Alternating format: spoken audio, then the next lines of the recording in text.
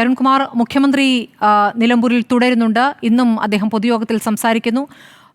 ഇപ്പോൾ ഭരണ നേട്ടങ്ങൾ പറയുന്നതിനൊപ്പം തന്നെ ജമാഅത്തെ ഇസ്ലാമിയുമായുള്ള UDFിന്റെ ബന്ധം, അതായത് UDFിനെ പിന്തുണയ്ക്കുന്ന ജമാഅത്തെ ഇസ്ലാമിയെ സഖ്യമായി അവതരിപ്പിച്ചുകൊണ്ട് എല്ലാ പ്രസംഗങ്ങളിലും അത് പറയാൻ മുഖ്യമന്ത്രി മടിക്കുന്നില്ല.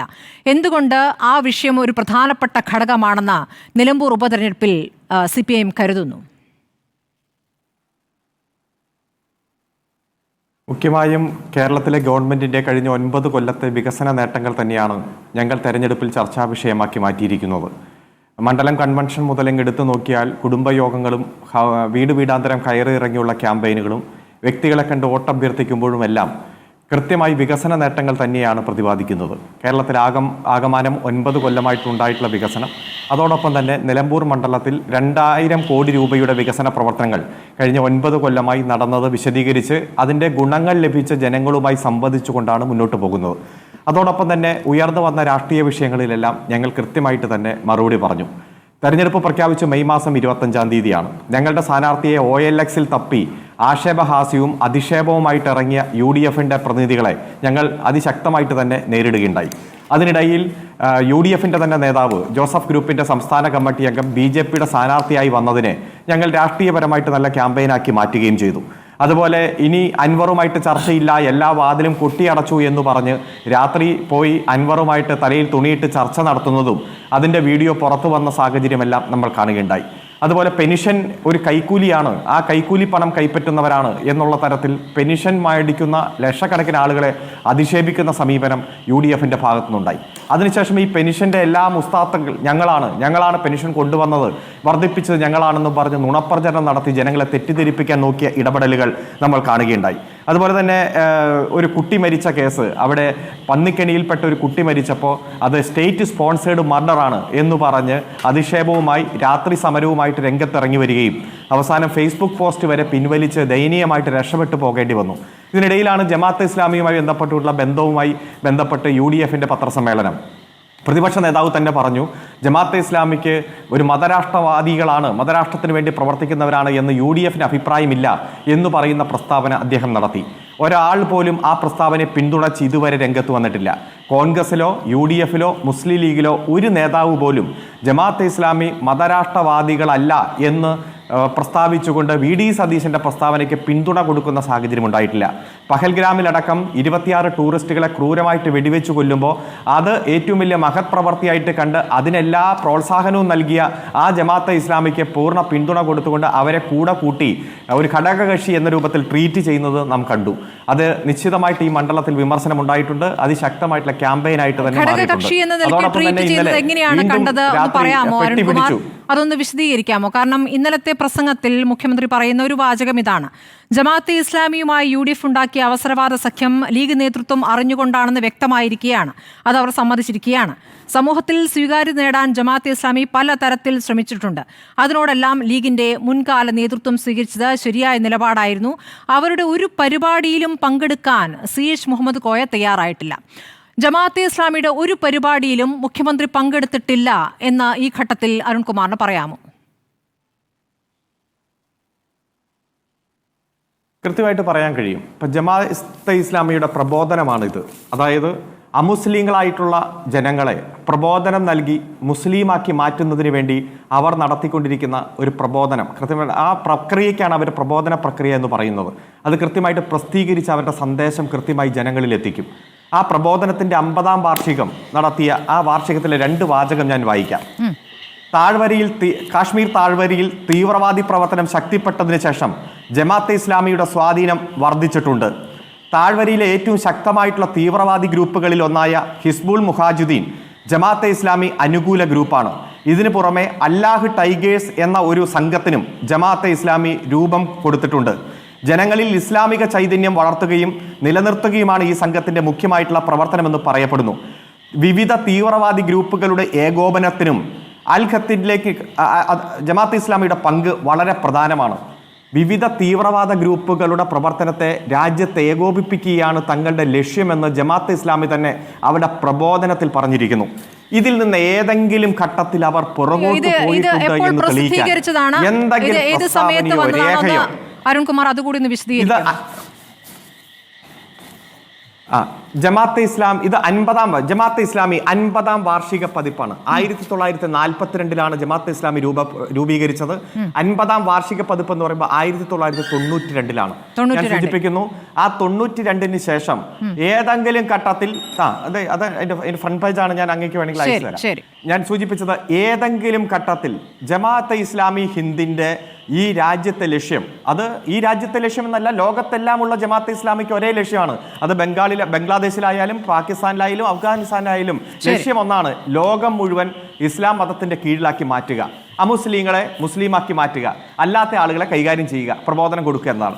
ഈ നിലപാടിൽ നിന്ന് ജമാഅത്തെ ഇസ്ലാമി എന്തെങ്കിലും പുറകോട്ട് പോയിട്ടുണ്ട് എന്ന് തെളിയിക്കാൻ ഏതെങ്കിലും ഒരു സന്ദേശമോ വീഡിയോയോ എഴുത്തോ അവരുടെ ലേഖനമോ ഒന്നും പുറത്തുവിടാൻ ഒരാൾക്കും കഴിയില്ല. കാരണം അവർ ആ ലക്ഷ്യത്തിൽ നിന്ന് പുറത്തേക്ക് പോയിട്ടില്ല.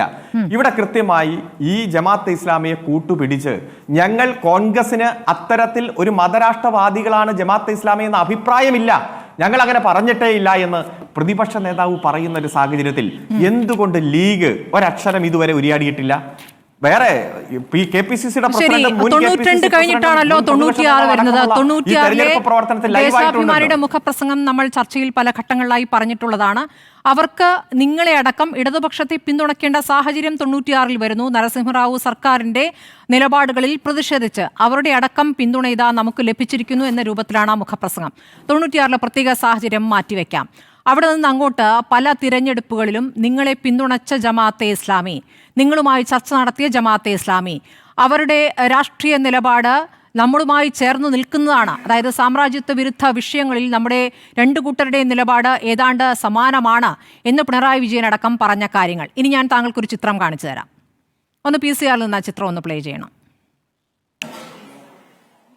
ചിത്രം കാണിച്ചാൽ ഒരു മിനിറ്റ്, ഈ ഫോട്ടോ ഒന്ന് നോക്കൂ. ഈ ഫോട്ടോ ഒന്ന് നോക്കൂ. എന്റെ മുന്നിൽ TV ഇല്ല. അയ്യോ, ഫോണിൽ യൂട്യൂബ് എടുക്കുമായിരുന്നു. ഫോണിൽ യൂട്യൂബ് എടുക്കും. ഫോണിൽ പെട്ടെന്ന് മെസ്സേജുകളൊക്കെ അയക്കാൻ താങ്കൾക്ക് പറ്റാറുണ്ട്. ഒന്ന് നോക്കൂ പ്ലീസ്. താങ്കൾക്ക് ഫോണിൽ ആ ചിത്രം ഞാൻ തന്നെ അയച്ചു തരാം അരുൺകുമാർ. ഇത് media one face of the year അവാർഡാണ് കേട്ടോ. 2023 media one face of the year award Pinarayi Vijayan സ്വീകരിക്കുന്നു. തിരുവനന്തപുരത്തായിരുന്നു ചടങ്ങ്. ഞാൻ മീഡിയ വണ്ണിൽ വർക്ക് ചെയ്യുന്ന കാലമാണ്. ഞാനും അവിടെ ഉണ്ടായിരുന്നു, ആ പരിപാടിയിൽ ഉണ്ടായിരുന്നു. ആ പരിപാടിയിൽ അദ്ദേഹം ആ അവാർഡ് സ്വീകരിക്കുന്നു, പ്രസംഗിക്കുന്നു.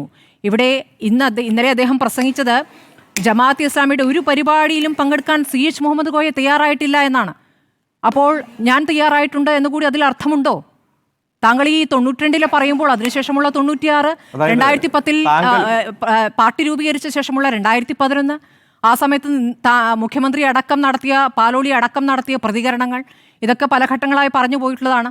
പഞ്ചായത്ത് തിരഞ്ഞെടുപ്പിൽ ഇരുകൂട്ടരും സഹകരിച്ചിട്ടുള്ള 2 കൊടികളും ഒരുമിച്ച് ആഹ്ലാദപ്രകടനം നടത്തുന്ന ചിത്രങ്ങൾ, അതും വേണമെങ്കിൽ കാണിച്ചു തരാം. അതുകൂടി ഒന്ന് പ്ലേ ചെയ്യണം. അപ്പോൾ ഇതെന്താന്ന് വെച്ചാൽ അരുൺകുമാർ, ഒറ്റ കാര്യമുള്ളൂ അരുൺകുമാർ, ഇത് പിന്തുണ സ്വീകരിക്കലാണ്. പിന്തുണ സ്വീകരിക്കുക എന്ന് പറയുമ്പോൾ വോട്ട് ചെയ്യാൻ താല്പര്യപ്പെടുന്നവർ അവരങ്ങ് വോട്ട് ചെയ്യുകയാണ്. അതങ്ങ് ഒരു വഴിക്ക് നടന്നു പോട്ടെ എന്ന് വിചാരിക്കണമെന്നേ. അതൊരു സഖ്യമാണ് എന്ന് അവതരിപ്പിച്ച് അതിൽ തന്നെ ഊന്നി, ദുരർത്ഥത്തോടു കൂടി അതിൽ തന്നെ ഊന്നി സംസാരിച്ചു കൊണ്ടിരിക്കുമ്പോൾ നമ്മുടെ ഒരു പഴയ കാലം കൂടി ഒന്ന് പുറകോട്ട് പോകേണ്ടി വരില്ലേ? അതിന് ചിത്രങ്ങളും ഇവിടെയൊക്കെ തെളിവായി കിടക്കുന്നു എന്നുള്ള ഓർമ്മ വേണ്ടി വരില്ലേ? അപ്പോൾ ഇതൊക്കെ നിങ്ങളെ തിരിഞ്ഞു കുത്തുന്നതല്ലേ? 2023 ഈ അവാർഡ് സ്വീകരിച്ചതിനെ കുറിച്ച് എന്തെങ്കിലും പറയാനുണ്ടോ? ചടങ്ങിൽ പങ്കെടുത്തതിനെ കുറിച്ചും അല്ല, ഞാൻ പറയാം. ഒരു ചാനൽ, താങ്കളടക്കം ജോലി ചെയ്തു എന്ന് താങ്കൾ അവകാശപ്പെടുന്ന ചാനൽ, ആ ചാനൽ ഒരു അവാർഡ് പ്രഖ്യാപിച്ച് ആ അവാർഡ് കൊടുക്കുന്ന ജമാഅത്തെ ഇസ്ലാമിയുടെ പേരിലല്ല, ഏതെങ്കിലും തെരഞ്ഞെടുപ്പ് രാഷ്ട്രീയത്തിലെടുത്ത നിലപാടിന്റെ പേരിലല്ല. കേരളത്തിന്റെ ഒരു ചാനൽ, നിരവധി ചാനലുകൾ അവാർഡ് പ്രഖ്യാപിക്കാറുണ്ട്, കൊടുക്കാറുണ്ട്. ഒരു അവാർഡ് മുഖ്യമന്ത്രി മേടിച്ചു, മുഖ്യമന്ത്രിക്ക് പ്രഖ്യാപിച്ച അവാർഡ് മുഖ്യമന്ത്രി മേടിച്ചു എന്നത് വച്ചുകൊണ്ട് ജമാഅത്തെ ഇസ്ലാമി മതരാഷ്ട്രവാദികളല്ല എന്ന് പ്രഖ്യാപിക്കാൻ താങ്കൾക്ക് എന്താണ് അധികാരം? അഭിപ്രായങ്ങൾ അങ്ങോട്ടും ഇങ്ങോട്ടും പറയാണോ അരുൺ? ഇതിൽ അധികാരവും അടിച്ചേൽപ്പിക്കലും ഒന്നുമില്ലെന്നേ. എനിക്ക് ക്ലാരിറ്റി വന്നാൽ മതി. നിങ്ങൾ ഈ പറയുന്ന ജമാഅത്തെ ഇസ്ലാമി മതരാഷ്ട്രവാദികളുമായി വേദി പങ്കിടില്ല എന്ന് പറയുന്നിടത്ത് അവർ നൽകുന്ന പുരസ്കാരം നിങ്ങൾ സ്വീകരിക്കുകയാണ്. അതൊരു ചാനൽ എന്ന നിലയ്ക്ക് മാത്രമല്ലല്ലോ. ഇപ്പോൾ ജനം TVയുടെ ഒരു പുരസ്കാരം സ്വീകരിക്കാൻ മുഖ്യമന്ത്രി പോകുമോ? പോവില്ല എന്നാണ് എൻ്റെ വിശ്വാസം, അല്ലേ? അപ്പോൾ ഏതെങ്കിലും ഒരു തലത്തിൽ സഹകരിക്കാവുന്ന രൂപത്തിലുള്ളവരാണ് എന്ന തോന്നൽ നിങ്ങൾക്കുമുണ്ട്. അത് ചെയ്തിട്ടുമുണ്ട്.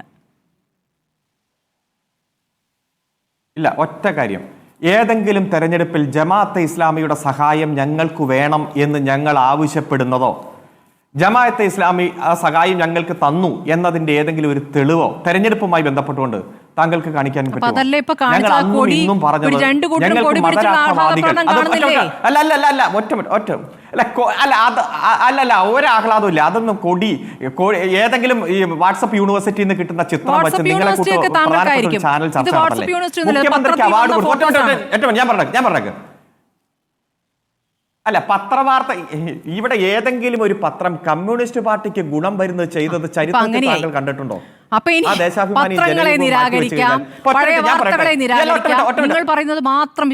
ഞങ്ങൾ നിരാകരിക്കും. അല്ല, ഞങ്ങൾ അങ്ങനെ പറഞ്ഞില്ല. നിങ്ങൾക്ക് ഇഷ്ടമുള്ളത് നിങ്ങൾ വിശ്വസിച്ചോ, നിങ്ങൾ ഇഷ്ടമുള്ളത് പ്രചരിപ്പിച്ചോ, അതിനുള്ള സ്വാതന്ത്ര്യമൊക്കെ ജനാധിപത്യ രാജ്യത്തുണ്ട്.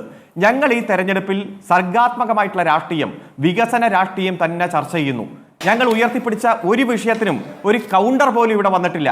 കാരണം തെരഞ്ഞെടുപ്പിന് മാസങ്ങൾക്ക് മുമ്പ് തന്നെ ഞങ്ങളുടെ പ്രോഗ്രസ് റിപ്പോർട്ട് ജനങ്ങൾക്ക് സമർപ്പിച്ചു. 9 കൊല്ലമായി സഖാവ് പിണറായി സർക്കാർ ചെയ്യുന്ന കാര്യങ്ങൾ അത് ചർച്ച ചെയ്തോട്ടെ. UDFും BJPയും എല്ലാം അതിൽ ആക്ഷേപം ഉന്നയിച്ചോട്ടെ. അത് നടന്നിട്ടില്ലെന്ന് പറഞ്ഞോട്ടെ.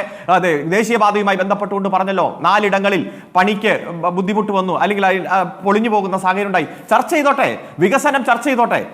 ഈ മതരാഷ്ട്രവാദവുമായി ബന്ധപ്പെട്ടുകൊണ്ട് നിൽക്കുന്നവർ പൂർണ്ണമായി ഒരു രാഷ്ട്രീയത്തിൽ ഇടപെടുന്നതും അതിനെ UDF രാഷ്ട്രീയം കെട്ടിപ്പിടിക്കുന്നതും ചർച്ച ചെയ്യുക ഞങ്ങളുടെ ചുമതലയാണ്. ആ സമയത്ത് നിങ്ങൾ അവാർഡ് വാങ്ങിച്ചില്ലേ?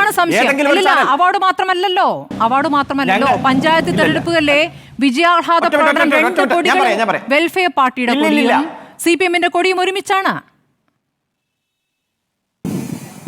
അതത് പരിശോധിക്കുക. മൂല്യബോധമുള്ളവർക്ക് വോട്ട് ചെയ്യുമെന്നുള്ള ഒരു നിലപാടെടുത്തുകൊണ്ട് ഒരു ഘട്ടത്തിൽ വെൽഫെയർ പാർട്ടി വോട്ട് ചെയ്തിട്ടുണ്ട്. ആ മൂല്യബോധമുള്ളവർ ആരെയെന്ന് അവരാണ് തീരുമാനിച്ചത്. മൂല്യബോധം അപ്പുറത്താണെന്ന് അവർക്ക് കരുതിക്കൂടെ? അതും നിങ്ങൾ എങ്ങനെ തീരുമാനിക്കും? അവർക്ക് മൂല്യബോധം തെരഞ്ഞെടുക്കാൻ അല്ല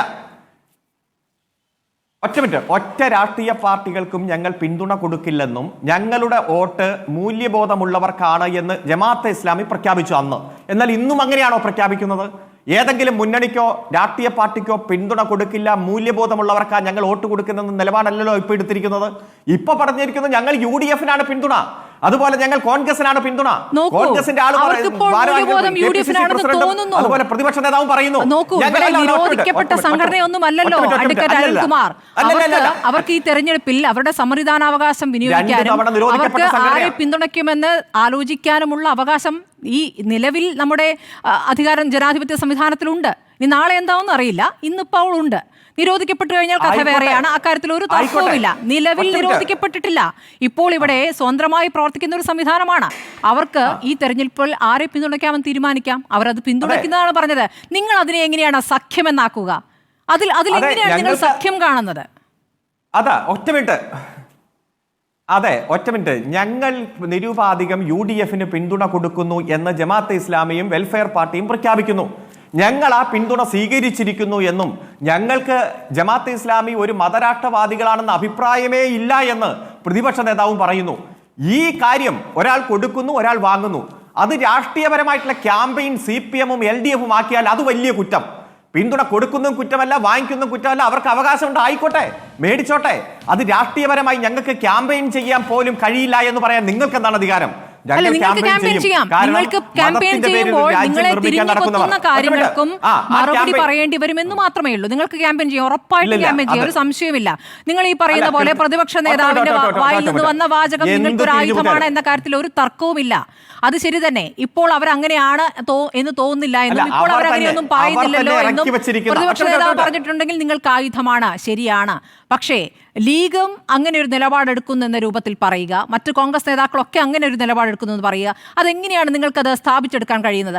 നിങ്ങൾ തന്നെ പിന്തുണ സ്വീകരിച്ചതിനെ കുറിച്ച് ഓരോ കാലത്തും ഓരോ സാഹചര്യത്തിലും ആ പിന്തുണ സ്വീകരിച്ചിട്ടുണ്ട് എന്ന് P. ജയരാജൻ പറഞ്ഞതുണ്ട്, പാലോളി പറഞ്ഞതുണ്ട്, ശ്രീരാമകൃഷ്ണൻ ആ വോട്ട് വാങ്ങിയതിനെ കുറിച്ച് പറയുന്നുണ്ട്. എന്തിന് പിണറായി വിജയൻ തന്നെ ഞങ്ങൾ തലയിൽ മുണ്ടിട്ടൊന്നുമല്ല അവർ ഞങ്ങളെ കാണാൻ വന്നതെന്ന് പറയുന്നു. അതായത് തുറന്ന ചർച്ചയാണ്. അതൊരു ഒളിയും മറയും ഒന്നുമില്ല. അവർ ഞങ്ങളെ കാണാൻ വന്നിട്ടുണ്ട്, യോജിക്കാവുന്ന മേഖലകളിൽ യോജിച്ചിട്ടുണ്ട്. ഇതൊക്കെ പറഞ്ഞ കാലം എവിടെയുണ്ട്? ഇതൊക്കെ രേഖകളിലില്ലേ? അല്ലല്ല, നിങ്ങൾ എത്ര സെർച്ച് ചെയ്തു പോയാലും, നിങ്ങൾ എത്ര കാര്യങ്ങൾ ഇവിടെ അവതരിപ്പിക്കാൻ നോക്കിയാലും, ഞാൻ ഡയറക്റ്റ് ആയിട്ടില്ലേ ചോദിച്ചത്. ഈ പിന്തുണയെക്കുറിച്ച് മുസ്ലിം ലീഗ് നേതാവ് PK കുഞ്ഞാലിക്കുട്ടി ഇതുവരെ പ്രതികരിച്ചിട്ടുണ്ടോ? MK മുനീറും ET Muhammad ബഷീറും പ്രതികരിച്ചിട്ടുണ്ടോ? അതുപോലെ തന്നെ ഈ VD സതീശൻ അല്ലാതെ താങ്കൾ കേട്ടിട്ടില്ല. ഒരു സ്റ്റേറ്റ്മെന്റ് കാണിക്കാമോ? താങ്കൾ ഒരു സ്റ്റേറ്റ്മെന്റ് ഒന്ന് കാണിക്കാമോ? ഒരു സ്റ്റേറ്റ്മെന്റ് കാണിക്കാമോ? ചോദിക്കാമല്ലോ. ലീഗ് പ്രതിനിധി ഇവിടെ ഇരിക്കല്ലേ, ഷിബു മീരാൻ, നിങ്ങൾക്ക് ഭയങ്കര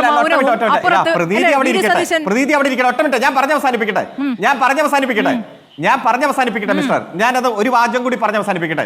ഞാൻ ഇവിടെ പറഞ്ഞത് ഇപ്പൊ KPCCക്ക് പ്രസിഡന്റ് ഉണ്ടല്ലോ, മുൻ പ്രസിഡന്റ് ഉണ്ടല്ലോ, അതുപോലെ തന്നെ നിരവധി കോൺഗ്രസ് നേതാക്കന്മാർ, ഇവരാരും VD സതീശന്റെ പ്രസ്താവനയിൽ ഞങ്ങൾ ആരെയും മുറുകെ പിടിക്കുന്നില്ല. ഞാൻ പറഞ്ഞത് ഒരു സ്റ്റേറ്റ്മെന്റ് പറഞ്ഞ് മതരാഷ്ട്രവാദികളല്ല എന്ന് പറയുമ്പോൾ അത് ശരിയാണ്, പ്രതിപക്ഷ നേതാവ് പറഞ്ഞ് ശരിയാണെന്ന് പറയാൻ ഒരാള് പോലുമില്ല. ഇപ്പൊ രാത്രി തലയിട്ട് തുണിയിട്ട് പോകുന്നവരും വണ്ടി തടയിക്കുമ്പോൾ അത് വലിയ വാർത്തയാക്കുന്നവർ പോലും, യൂത്ത് കോൺഗ്രസ് പോലും അതിലൊരു വാചകം പറഞ്ഞിട്ടില്ല. അപ്പൊ അത് ജനങ്ങളുടെ ഇടയിൽ ചർച്ച ചെയ്യുക, തെരഞ്ഞെടുപ്പ് രാഷ്ട്രീയത്തിന്റെ ഭാഗമായി അതാണ് പ്രശ്നം. കാരണം പാലോളി മുഹമ്മദ് വന്നോട്ടെ, വരുന്നതിന് ഞങ്ങൾ അന്തസ്സായി മറുപടി പറയുന്നു. ജനങ്ങളോടല്ലേ മറുപടി പറയുന്നത്? പാലോളി 2011 പറഞ്ഞ വാചകം ജമാഅത്തെ ഇസ്ലാമിയുടെ വോട്ട് വേണ്ട എന്ന വിഡ്ഢിത്തം ഞങ്ങൾ പറയില്ല. കേട്ടോ, വിഡ്ഢിത്തം ഞങ്ങൾ പറയില്ല. CPM-ന്റെ നിലപാടുകൾ പ്രശ്നാധിഷ്ഠിതമാണ്. അതായത് സാഹചര്യങ്ങൾക്കനുസരിച്ച് അവർക്ക് ഞങ്ങളെ വോട്ട് ചെയ്യാൻ തീരുമാനിക്കുകയാണെങ്കിൽ വോട്ട് വരട്ടെ, ഇങ്ങോട്ട് പോരട്ടെ. ജമാഅത്തെ ഇസ്ലാമി തീവ്രവാദ സംഘടനയാണെന്നോ അല്ലെന്നോ പറയാൻ തയ്യാറല്ല. CPM അങ്ങനെ മുൻപും പറഞ്ഞിട്ടില്ല. സാമ്രാജ്യത്വ വിരുദ്ധത ഉൾപ്പെടെയുള്ള വിഷയങ്ങളിൽ ഇരുകൂട്ടരുടെയും നിലപാടുകൾ സമാനമാണ്. നല്ല ക്ലാരിറ്റി ഉണ്ട് കേട്ടോ പ്രതികരണത്തിൽ. അല്ലല്ല, കാശ്മീരിൽ യൂസഫ് തരിഗാമി നിങ്ങൾ ഈ തരിഗാമിയിലേക്ക് പോകണ്ട, കേരളത്തിലേക്ക് ഒന്ന് വരൂ. തരിഗാമി നിങ്ങൾ എപ്പോഴും പറയുന്നതാണ്. ശരി, കേരളത്തിൽ തന്നെ നിങ്ങൾ എത്ര സെർച്ച് ചെയ്ത് പോയാലും ഞങ്ങൾ ഈ ക്യാമ്പയിൻ ഗൗരവമായിട്ട് ഉയർത്തിയിട്ടുണ്ട്. ഇന്നും 50-ലധികം വീട് കയറി ഇറങ്ങിയ ഒരു വ്യക്തിയാണ് ഞാൻ ഈ മണ്ഡലത്തിൽ. ഓരോ വീട്ടിലും ഞങ്ങൾ ഈ കാര്യം വിശദീകരിച്ചിട്ടുണ്ട്. ആളുകൾ ചോദിക്കുന്ന സംശയം ദൂരീകരിച്ചു കൊടുത്തിട്ടുണ്ട്. ഈ രാഷ്ട്രീയത്തെ നന്നായി ഞങ്ങൾ പ്രയോജനപ്പെടുത്തും. അതുകൊണ്ട് തന്നെ LDF-ന് ഉജ്ജ്വലമായിട്ടുള്ള വിജയം ഈ മണ്ഡലത്തിൽ നേടും. നിങ്ങൾ എത്ര പരിധി പോയിട്ടും കാര്യമില്ല.